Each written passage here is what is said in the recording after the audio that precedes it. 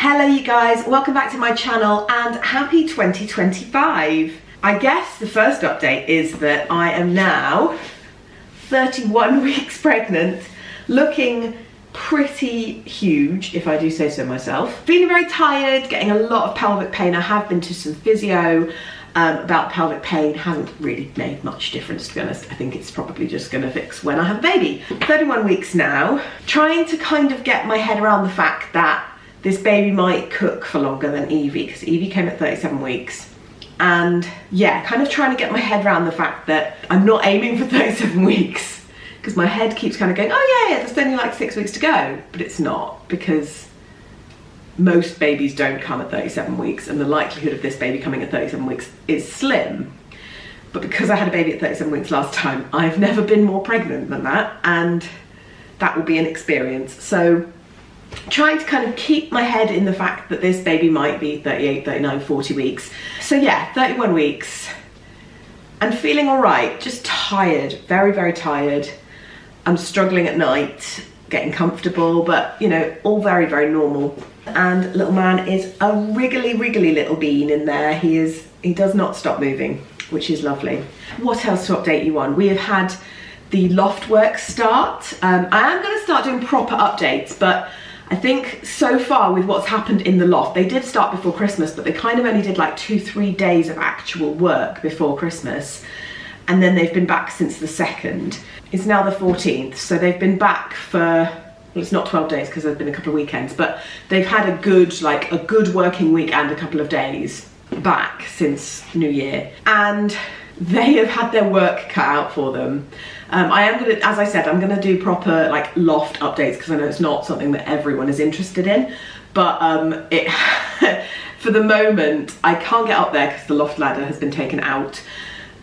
We can't see in the loft, and also I'm a little bit scared to even open the loft hatch, because we tried to look the other day and a load of dust and stuff came down, so we don't want to open it. So I don't have any kind of visual updates, but essentially the big chimney breast that I mentioned in the video saying we were going to do the loft, that big chimney breast has caused so much more aggro than they thought it would, removing it. So that's been interesting. They've had to use loads of different tools. They've had to hire like one of those big jackhammer things to try and break this thing down, because it's got a massive concrete base underneath it that they weren't expecting.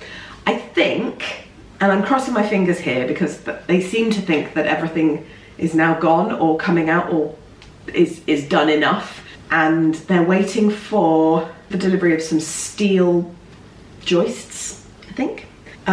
So that's the next step, and they come tomorrow. So they've left early today because they are waiting for these steel things to come in, and they can't really do anything else. So the chimney breast has finally gone, but it has taken a good week and a half to get rid of this thing.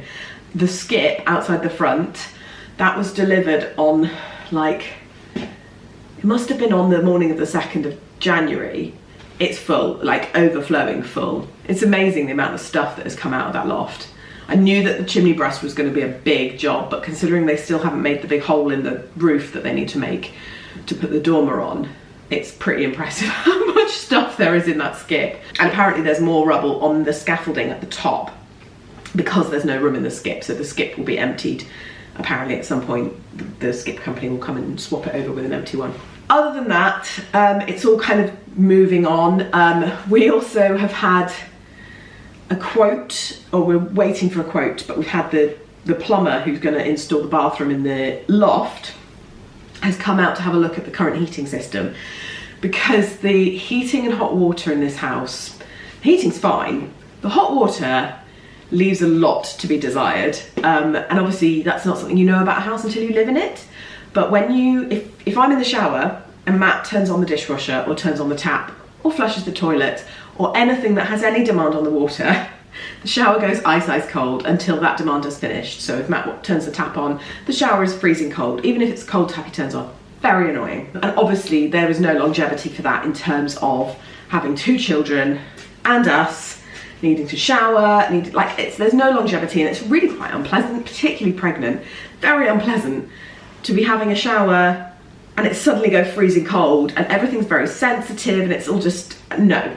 no, I can't deal with it, and I don't want to have to deal with it, and we need to get it fixed. So the plumber has looked at the system and said that the best option would be a hot water cylinder, which is fine. There's plenty of room in the cupboard that the boiler's in. However, where the cylinder will go will block the access to the boiler, so they're actually going to have to knock down a wall and put a door in. So it's fine because we've got the builders here, so it can all just be part of the same job, but it's just more disruption. So I think we're actually going to have to move out for about a week in a few weeks' time, just to allow for them to be able to do this quite disruptive work. I think it will, I've asked if they can make it coincide with the knocking down of the wall at the top of the stairs, like on our current first story, because that's going to be monstrous work anyway. So between the two, the guest room wall needing a door into the cupboard with the boiler in, it's all very boring, but there's a lot of there's going to be a lot of rubble and mess that week, and I don't really want to be here, and I really don't want Evie kind of coming home from nursery and finding bits of rubble and having to hoover and make sure that she doesn't touch anything that's not safe, and I'd much rather us just go and stay with my parents for a week. So that's the update on the loft. I am going to make a cup of tea and then I'm going to take you into the lounge because I want to sit down and talk you guys through what kind of triggered my taking a bit of time, because Evie has had some surgery and I was searching high and low for what to expect with this surgery. She's had her tonsils and her adenoids removed. I was searching for anything up to date about what happens with toddlers, and she's very young still, and I was searching online before she had her surgery done, and there isn't really, I couldn't really find anything out there that explained the process and explained in detail what kind of happens. So I want to kind of talk through that for anyone else who's going through the same thing. So if that is what you've come here for and you've just heard me blabber on about my pregnancy and our loft, I'm really sorry. But I'm going to make a cup of tea, or actually I might make a hot chocolate.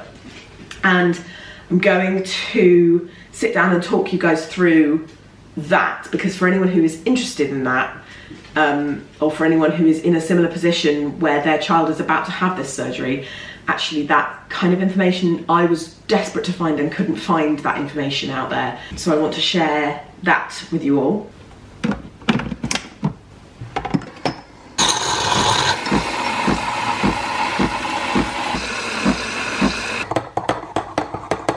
Okay, so I'm sat down with my hot chocolate now. I am ready to divulge all the information.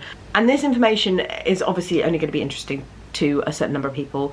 But it's something that I felt like I wanted to share just because I was desperately looking for this kind of information before Evie had her surgery.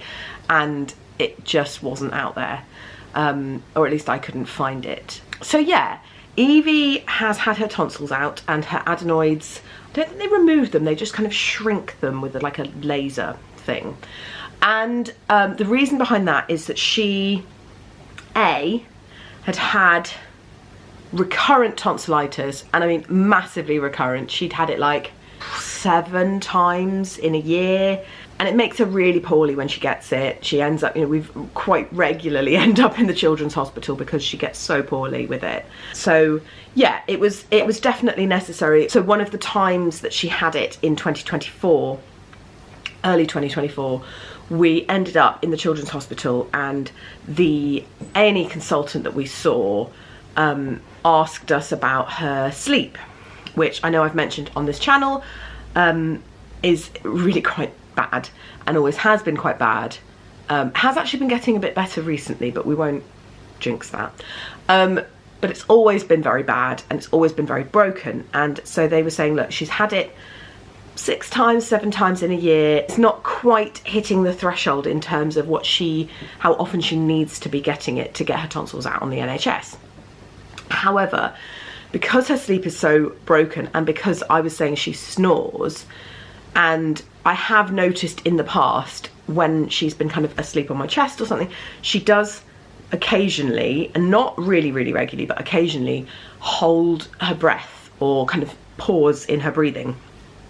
And so they said, look, that in itself, in combination with the recurrent tonsillitis, actually is enough for a referral to the ENT consultant, just to have a bit of a chat, because it might be that her tonsils are too big, not just big and causing problems, but too big, and are therefore causing kind of sleep apnea and things like that. So they did a referral. I can't remember when it was we were there, and I've tried to look back on my phone to see if there's any like photos that I took in the hospital or anything like that, but there's so many times that we've been to the children's hospital, I can't remember when they did the referral, so I'm sorry about that.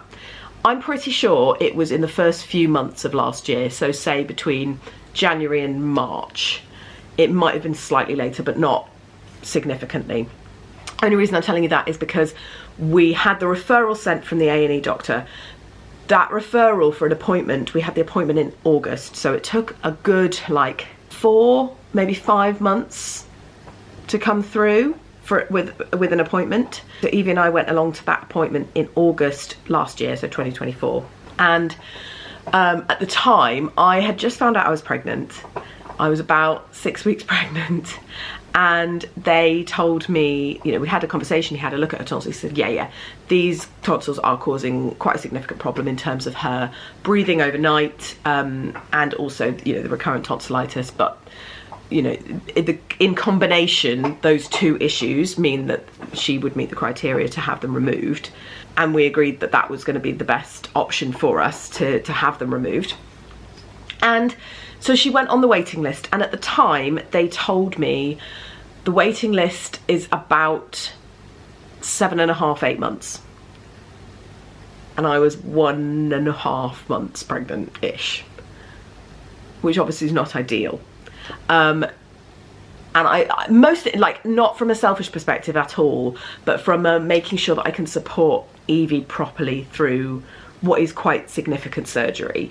I was quite anxious about that, and I wanted to make sure I could be there. I didn't want to be kind of in and out with a newborn in the car park, or, you know, obviously not on their own in the car park, like with my parents or someone in the car park. I didn't want to be in a position where I couldn't be with her properly or support her the way that I felt I needed to and that she needed. So we contacted the appointment line. It must have been, we contacted them twice. We contacted them back in, I'm tempted to say like October, and at the time they said, yeah, it's going to be March, April time at the earliest. And I said, look, do cancellations ever happen? Can we go on a list? He said, yeah, I'll put you on the list. And we didn't hear anything. And then end of November, no, middle of November, mid-end of November, Evie got tonsillitis again. And she was so poorly, and it just felt like this is something that because she gets so poorly with it, I just thought we really can't manage this if I get any bigger, or, you know, if we had another baby around, like that's, we can't give her the support that she needs when she's that poorly. We need to see if there's any way that we can expedite this surgery. So I called the appointment line again, and I explained the situation. I said, look, I'm going to be due to have a baby around the time that she's going to come up on the list for surgery. I just left a message. I didn't even get to speak to someone that day. And then it was about a week later, I got a phone call saying, hi, I've heard your message, totally understand your situation. We've actually got a cancellation slot on the 17th of December. Do you want it?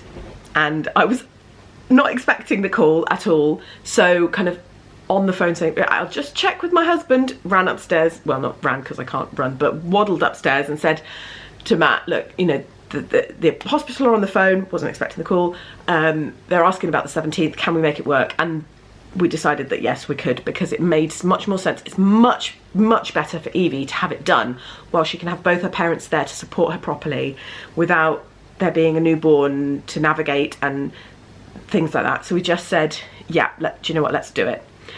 It was a little bit close to Christmas, which we were concerned about, but I had done my research as much as I could, and it sounded like by about a week they tend to be okay. They might be a bit sore, they'll be on regular pain relief, but they won't be in a really bad way. So we just thought, look, she doesn't really even understand what Christmas is this year. If she's feeling a bit rough, she's going to be surrounded by family and distractions and presents, and actually that's probably going to be better for her. And in the long run, getting it done now when she can have proper support much, much better. So yeah, so we said, yes, please, we'll do that date. And then we got sent a letter with some information about the ward. We're very lucky, we live near a very, very good children's hospital, so it was like 15 minutes away. So that was kind of it. And then it was only about a week later that the surgery date was. I think the call came through on the 11th and the surgery was on the 17th. It was quite like a quick turnaround because obviously it was a cancellation slot.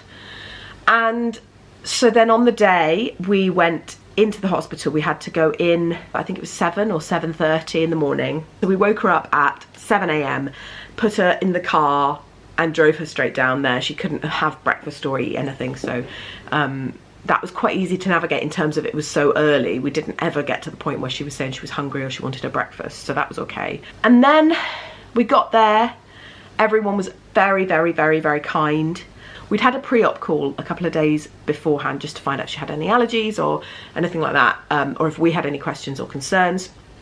And at that point she'd been first on the list. Obviously we know things are kind of subject to change, but we knew that there was a high likelihood, because she's so young, you can say to a 4 or 5 year old, look, you're having some surgery today. They might not fully understand, but you can explain to them and say, look, you can't have breakfast because you need, the doctor needs you to not have eaten anything. Whereas you say that to Evie, she won't understand. She's only 2.5, not even.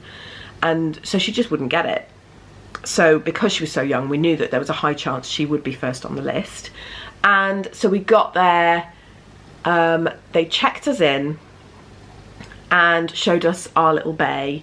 So it's one ward, or at least in this hospital, it's one ward.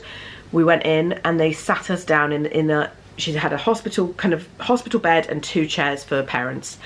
And it was very, very well run. It was obviously we were very nervous.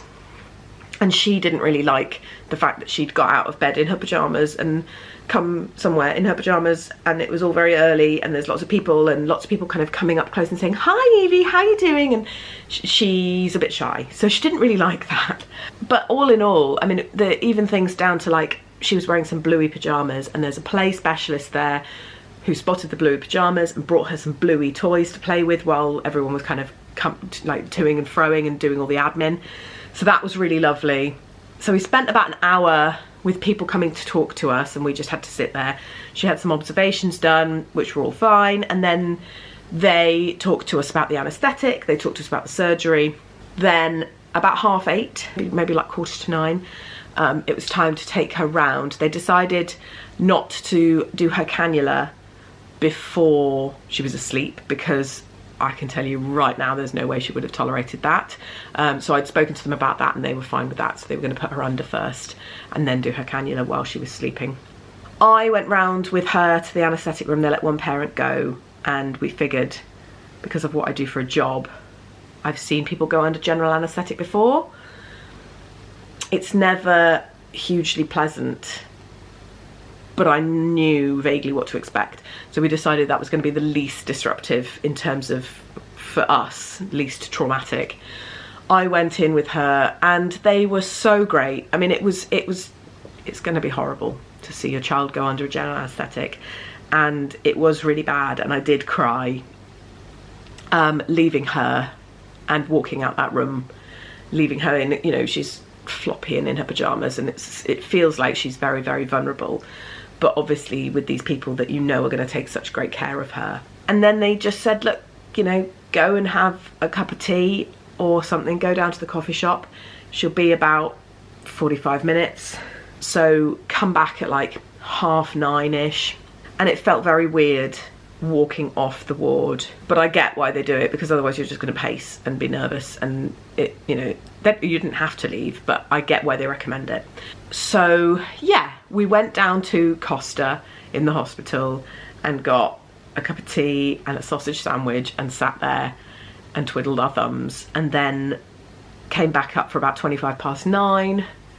So it's quite a quick surgery in terms of the tonsils. They also spoke to us beforehand about tonsilotomy versus tonsillectomy. And the tonsilotomy, they leave, I think it's called the tonsil caps. And a tonsillectomy, they take everything, so the tonsil and the tonsil caps. And so there's an increased risk of bleeding if they take everything, but there is a risk that she will carry on getting tonsillitis if you leave the tonsil caps. So we weighed it up with the doctors and decided to go for the full thing, get rid of everything, because if she's going to go through major surgery, if she still comes out of it getting tonsillitis regularly, then what's the point? So we did the full thing. And they also, they didn't decide until the surgery whether they were going to do her adenoids or not, which are part of the back of the nose and to like the top of the throat. They don't take them out, they just laser them, make them a bit smaller. And so they didn't decide that until the surgery. They said they'd just have a look and do them if they were needed, and it turned out they were. We came back to the ward and it was about, I'm going to say it's about 10 to 10 when she came back out. So it was quite a long time. Like, not comparatively, like the surgery itself's very, very quick, considering they had to put a cannula in her, they had to do the surgery itself, and they did her adenoids and kind of did all that. So it's quite, you know, comparatively very, very quick. She was only in there for an hour, but having come back at 9:30, that 20 minutes waiting for her was torture. But she, you know, she was fine. She came out. And she, when we took her through, she'd been able to take her little toy Smudgy, who's a jellycat elephant, and so he'd gone in with her. So that was quite comforting for me to know that she had something of hers in there. So then when she, apparently when she came to in the recovery room, the first thing she saw was Smudgy, and she gave him a big cuddle, which was lovely to know that she felt he was there to kind of give her comfort, which is nice. And then they brought her round to us, and she was just very groggy. She was in and out in terms of falling asleep and then being awake and then crying and then falling back asleep again for a couple of hours. But she didn't seem like she was in much pain, but they obviously give her good drugs while she's under. And then I was surprised. I thought we were going to be there all day, and I thought they were going to want to see her eat loads, because they say that she's got to eat and drink before she can go home. I thought the plan would be we'd go home maybe like 5, 6 o'clock at the end of the day. That would be, you know, us leaving. We'd get back in time for bedtime.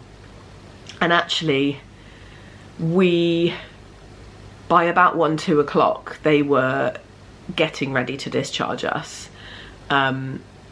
because she drunk water. The first bit of water she drank, she threw up, but then after that she was drinking fluids absolutely fine. And she didn't eat loads, but she's quite picky anyway.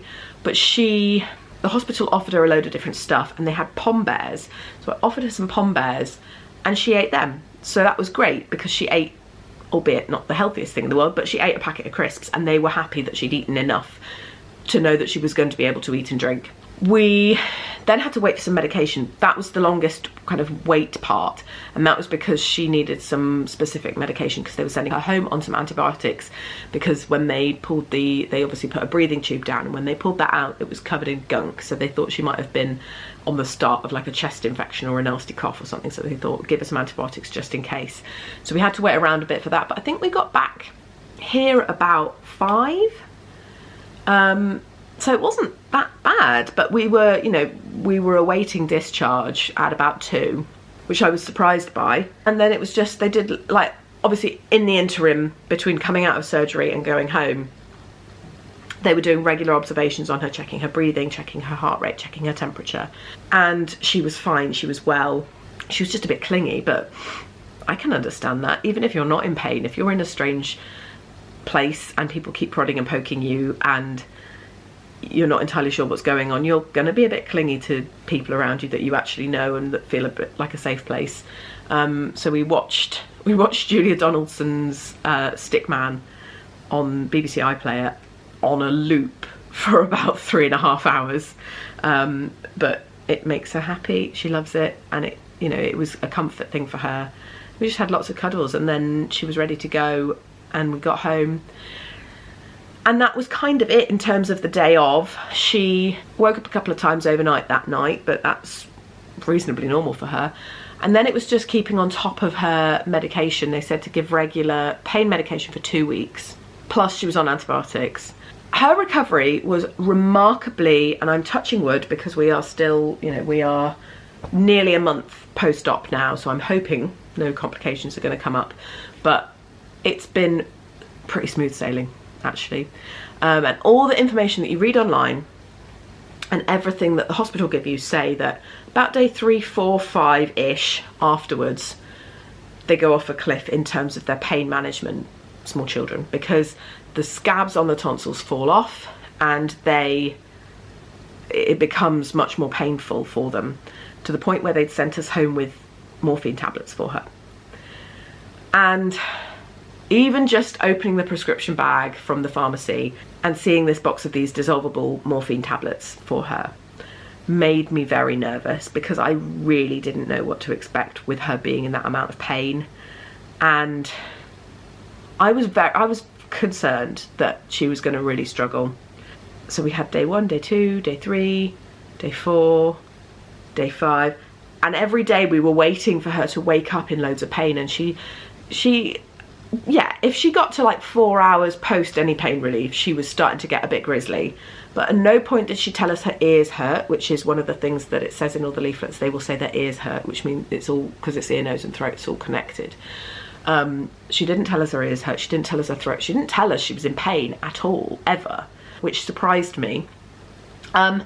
She just got a bit grisly, and she slept a lot. She was just quite tired, but she was pretty much her normal self, just needing a bit of Calpol and Nurofen, to the point where it must have been day 6, I called the hospital and said, look, do kids ever not have this really bad pain drop? Because it's getting close to Christmas now, and I don't want her going off a cliff on Christmas Day, or, you know, I want to kind of avoid her feeling terrible for Christmas Day. And, you know, I feel like she's doing all right. And they said, you know, people tend to only call the ward if they're struggling with something. So I was like, okay, yeah, fair enough. So they didn't really know, but it turns out I had a bit of a look online and a bit of a plea on Facebook and things. And it turns out that quite a lot of the younger children, if they're having them done younger, don't have that same pain reaction.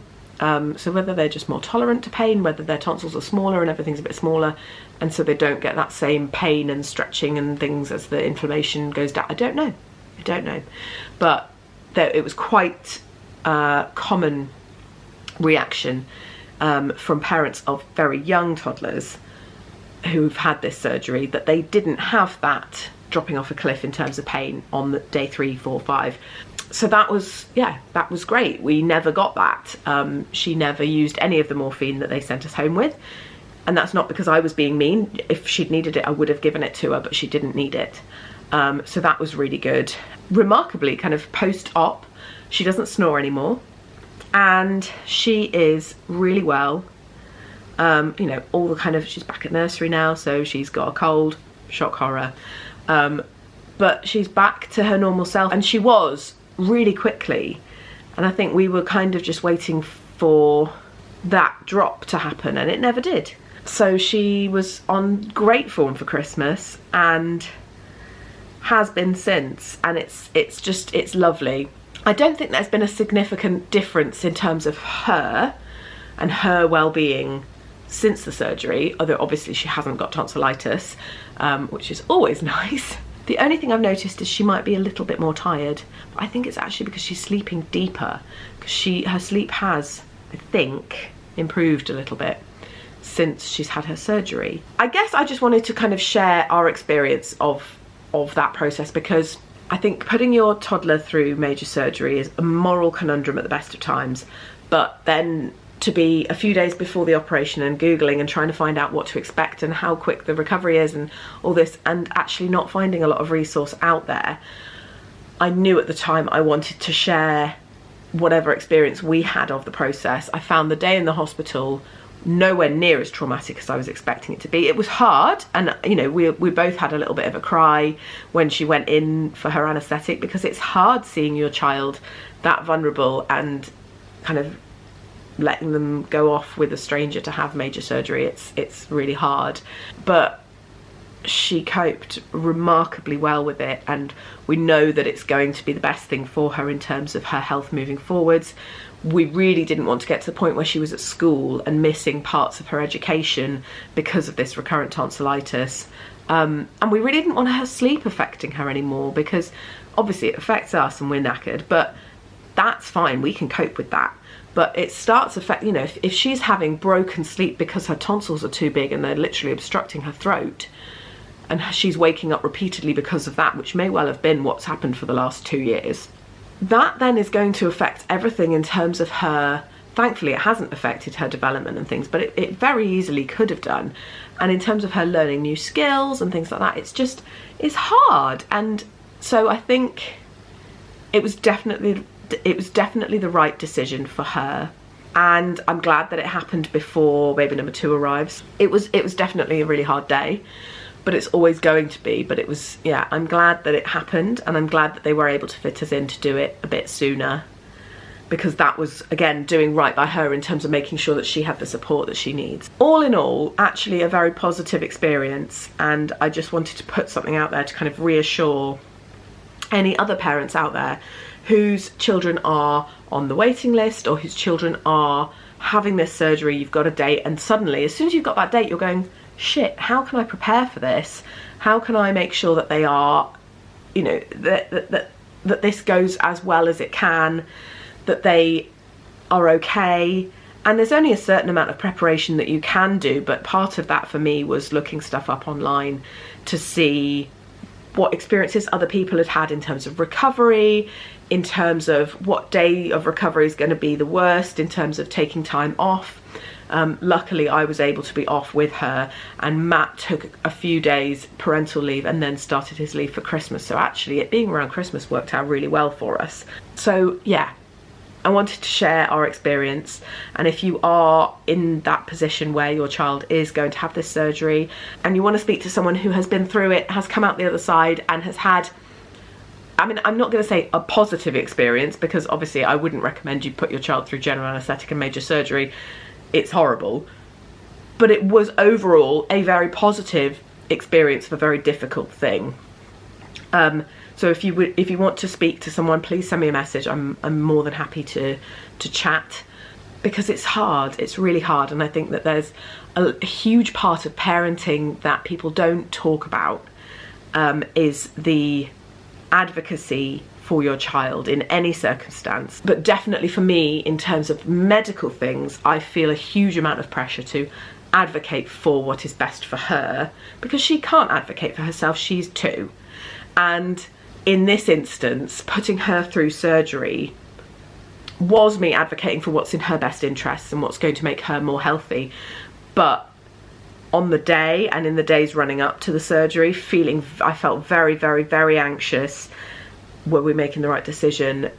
She's only small, putting her through surgery, you feel very guilty that she's got this huge thing coming up that actually she's not really had a decision-making part in. You've made that decision in combination with medical professionals who know what they're talking about, who've made the recommendation. But it feels like that role of a parent advocating for what is best for your child, once you've made that decision and suddenly it's happening, it feels horrible. So yeah, if anyone would like to speak to someone who's been there, please send me a message on Instagram or in the comments below. If you've got any questions, please put them in the comments. I'm more than happy to help out. But yeah, so that's where I've been. And Evie, because she had her surgery the week before Christmas, and then it was Christmas, and I was prioritizing her really. And then obviously she needed pain relief for 2 weeks post-op. So actually by that point it was New Year, and I'll be honest, last week I didn't have anything to post. I was planning on filming this, and then the builders were in making a big old racket upstairs, so I didn't get a chance to film like an update and a chit chat and things. So this is my Happy New Year 2025. Where the hell have I been the last few weeks? And also just, yeah, bit of a catch up. I can't believe it's 2025. I am having a baby in like 2 months. And that's not quite hit yet. Like, could easily have a baby in 2 months' time. That's a bit scary. Could quite feasibly be a mother of 2 in 2 months' time. I have this overwhelming urge to pack my hospital bag. I'm 31 weeks. I have this feeling like I need to pack my bag. I really need to pack my bag. I didn't pack it until the day before Evie was born last time.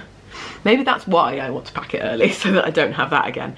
But yeah, I have this overwhelming urge. I've been kind of getting prepped for things like really silly things, like I lent my TENS machine to a friend, and her midwife annoyingly threw away the cables that go from the TENS machine to the pads on your back when she had her baby. And so she gave it back to me and said, oh, I'm really sorry, the midwife threw these cables away. And I've been meaning to get some replacements for ages, hadn't done it, kind of just thought, oh, I'll do it when I pack my hospital bag. I've done it. It had to be done. I did it last week because I just have this feeling like I need to pack my bag. I don't think he's going to come this early. I really hope he's not going to come this early. But yeah, definitely didn't have this with Evie. And I think part of it is that I can't do the nesting that we were doing at this point with Evie, because this point with Evie, we'd done the nursery, I think. We'd been to the baby show and we'd bought like the buggy and the cot and all of that. We don't even have the room, like the physical nursery room or our bedroom where he will obviously sleep for the first 6 months. Neither of those two rooms are built yet, because both of those rooms are going to be in the loft conversion. So I can't paint the nursery. I can't even get the next to me set up or anything like that, because those rooms don't exist yet. So we've kind of made everything accessible. I don't even know what bedroom we're going to be sleeping in when we come home from the hospital, because if this baby comes at the same gestation that Evie does, they genuinely may not be finished doing the loft. And that is scary because the bedroom we're in at the moment is a perfectly good sized bedroom, but it's probably not a perfectly good sized bedroom for 2 adults and chests of drawers and still a couple of moving boxes and next to me newborn nappy changing facilities and all the stuff that comes with a newborn baby. We don't have room for that in the bedroom we're in at the moment. The bedroom we're in at the moment is going to be Evie's room, and our bedroom's going to be twice the size of the room that we're in at the moment. Hopefully they will be finished and we will be up there. However, when they finish, we then won't have any flooring. So we will then need to get some carpet or some hard floor, I haven't decided yet, for the loft and for our bedroom. And probably the landing as well, because the walls are all changing position up there, so it's all going to be a bit kind of patchworky up there. So it may well be that they finish when I'm like 37, 38 weeks. We then have to get flooring in. If we want to paint, we might be painting our bedroom when I'm like 38, 39 weeks. If this baby then comes at 37 weeks, we may still be in the bedroom we're in at the moment. And that will be a squeeze. So I don't exactly know how it's going to work, but I think that's why I'm wanting to pack my hospital bag, is that I can't nest. I can't get the chests of drawers sorted and fold all the clothes. I am going to do all that, but it's a little bit early for that. But I can't be doing all of those things right now because the physical rooms don't exist.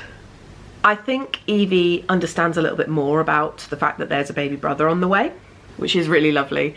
She has felt him kick a few times, so she's kind of put her hand on my bump and he's just had perfect timing and walloped her right in the middle of her palm, and she's looked at me like she's amazed or a little bit freaked out, and then she's told Matt, baby brother kicked my hand, which is very sweet. So she does understand. I don't think she fully understands the concept that there is then going to be a baby that's going to come out and come home with us. I don't think she understands that bit yet. She does understand enough to be very cute about baby brother. She gives baby brother stickers, which is so sweet. So she's obsessed with stickers, but she will quite often come and put a sticker on my bump and say, you know, sticker for baby brother, which is very, very cute. So I think she understands, and I think she does. She's very caring generally. So she does come up and kind of stroke him and give him kisses and things like that. Not all the time, but she does do it, which is nice, that she knows that there's something in there that she has to kind of be, there's another entity that she has to be caring towards, because she's very caring and kind of affectionate towards me and Matt and Murphy. But it's nice that she started kind of expanding that to the bump and saying it's for baby brother. So I think she does understand, but I'm not entirely sure how she's going to react when she suddenly has to share us. She did get a doll from us for Christmas with a little buggy, and that has been a big hit. So she's been kind of trying to feed the baby with this bottle that it comes with and things, although she does keep saying the baby's hungry, the baby wants baked beans, which I've tried to explain that the baby won't be eating baked beans because babies eat milk, but she is fairly persistent in the fact that the baby needs baked beans. So we will see how she gets on with that. But yeah, very, very excited. I think that's kind of it in terms of a bit of a catch up. I hope you guys have enjoyed having a bit of a catch up. I realised that there was a large proportion of this video talking about surgery and toddler surgery and things like that, and that might not be relevant to all of you, but from the position I found myself in, I really wanted to share our experience. So I hope that's not been too out of the box for you. I really hope that you've had a very good start to the year, and I look forward to getting some more videos out there. I've got a lot of really good videos planned over the next couple of months. I'm going to be sharing a lot more about the loft. Hopefully once I can actually like physically see what the hell is going on up there, I can share a lot more about that. I'm also going to share some of the plans. We also bought a bathroom, so I'm going to talk to you about that, the bathroom for the loft. All of that I'm going to be sharing, but also I am going to be going into proper nesting mode as well, so getting everything sorted in that respect. So very, very excited to share everything that's coming over the next couple of months. I really hope you've enjoyed this video. I really hope that you found it useful, and if you have, please give it a like and subscribe, and I will see you very, very soon for the next video.